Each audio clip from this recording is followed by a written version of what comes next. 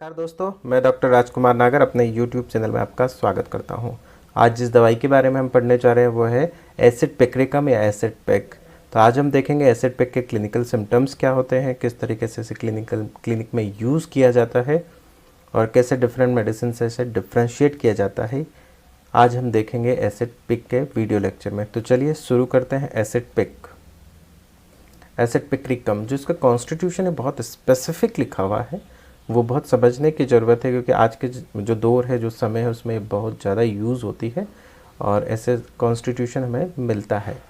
तो constitution is often रिस्ट्रेटिव, a vast and worn out system, a fair picture of nervous prostration, those who are prostrated, जो बहुत ज़्यादा काम की वजह से या मेंटल प्रेशर से एकदम ऐसे हो गए हैं कि एकदम से थक गए हैं या उन्हें थकान बनी रहती है। अगर हम इसके मेंटल जनरल की बात करेंगे तो बहुत स्पेसिफिकली ब्रेन फेक किन लोगों का, ऑफ अ लिटरेरी और business peoples, those who are involve in literary work और हैविंग, और those who are having a businessman, those who are businessman, slightest excitement, mental exertion और ओवरवर्क ब्रिंग्स ऑन हेडेक, जिन्हें थोड़ा सा भी काम करने से, चाहे वो मेंटल वर्क हो, फिजिकल वर्क हो, या ज़्यादा काम करने की वजह से सिर दर्द हो जाता है या सिर दर्द होने लगता है, and causes burning along the spine. तो ब्रेन फेक ऑफ लिटरेरी और business peoples, slightest excitement, mental exertion और overwork brings on headache and causes burning along the spine, जो कि कैली फॉस में भी लिखा।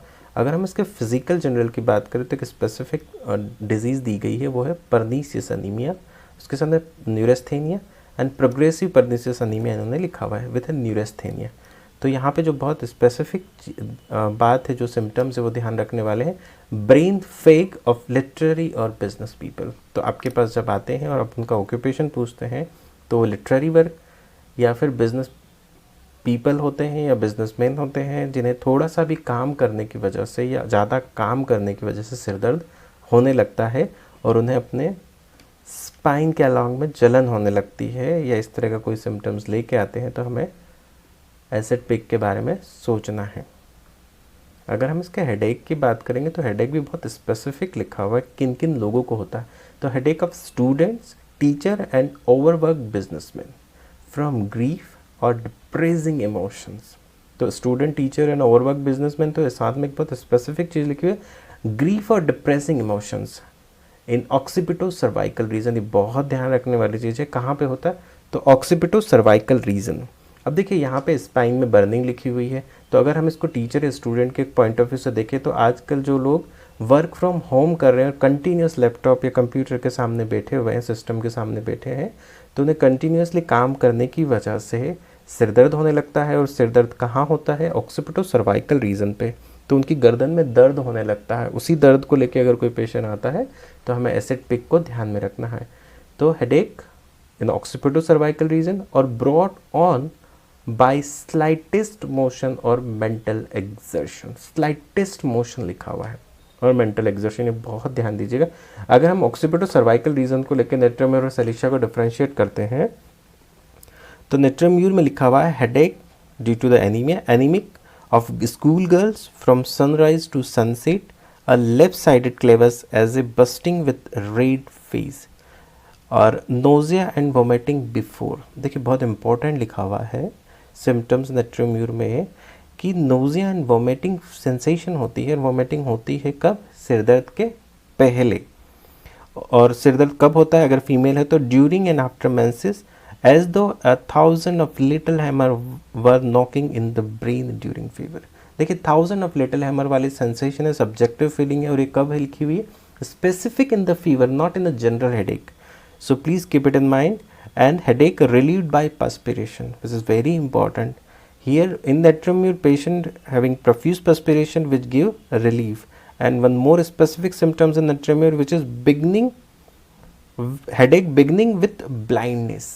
This is very important, please keep it in mind, जो कि एसिड पेक में नहीं लिखा हुआ है कि हेडेक के शुरुआत में क्या होता है, हेडेक शुरू कैसे होता है। तो नेट्रोम्यूर में क्या क्या लिखा हुआ है कि नोज़िया एंड वोमिटिंग के साथ होता है और ब्लाइंडनेस के साथ होता है, दिखना बंद हो जाता है, एकदम से डीम विजन हो जाता है। तो ये नेट्रोम्यूर हो गया। अगर हम सलीशा की बात करें तो सलीशा में बहुत स्पेसिफिक लिखा हुआ है, chronic sick headache since some severe disease of youth, बहुत important, chronic sick headache which is based on the some severe disease ascending from nape of neck to the vertex. Nap of नेक से vertex जाता है। Acid pick में सिर्फ occipito cervical reason पे ही होता है जो स्लाइटेस्ट मोशन और मेंटल एक्सर्शन से बढ़ता है।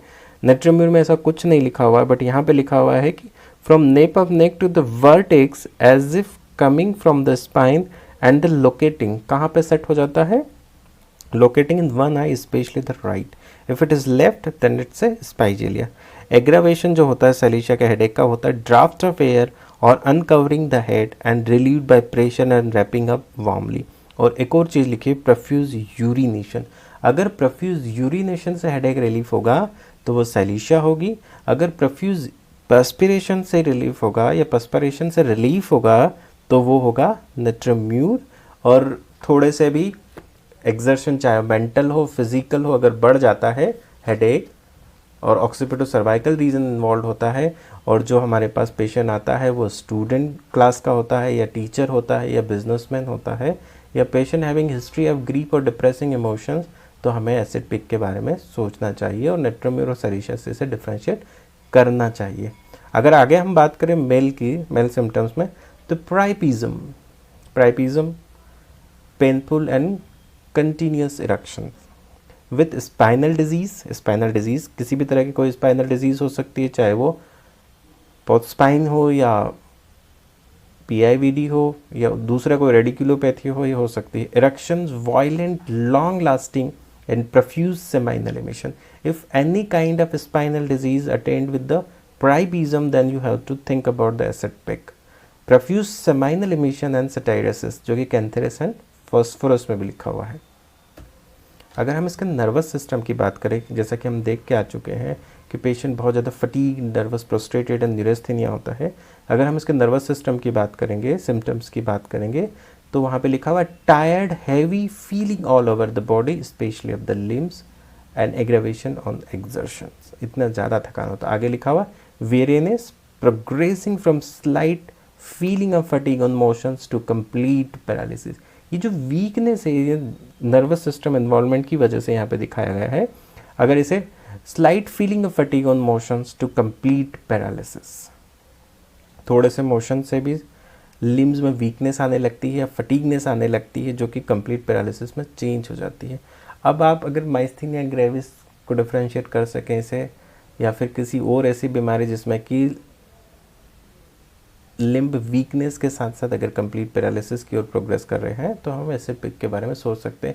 बट ऑक्यूपेशन पेशेंट का बिजनेसमैन रहे हों पुराने, स्टूडेंट या फिर टीचर्स या लिटरेरी वर्क में जो इन्वॉल्व होते हैं उन लोगों को इस तरह की चीज़ें हो सकती है। अगर हम बेक की बात करेंगे तो बेक में लिखा burning along the spine and great weakness of spine and back, softening of the spine, सब पूरा सेंट्रल नर्वस सिस्टम का इन्वॉल्वमेंट है। अगर हम स्किन की बात करेंगे, small boils in any part of body but not especially in the external auditory canal.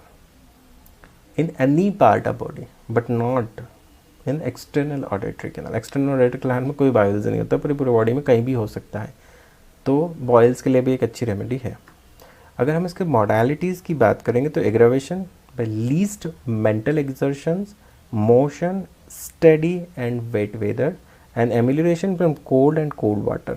अगर हम इसके रिलेशन में अर्जेंटम नाइट्रिकम, जल्सीयम, कैलीफॉस, एसिडफॉस, फॉस्फोरस, पेट्रोलियम सॉल्यूशन, नेट्रोम्यूर को हम देख चुके हैं। तो दोस्तों, आपको आज का वीडियो लेक्चर कैसा लगा प्लीज़ मुझे कमेंट बॉक्स में बताएं और मेरे चैनल को लाइक शेयर एंड सब्सक्राइब करें और देखते रहिए मेरे चैनल को। धन्यवाद।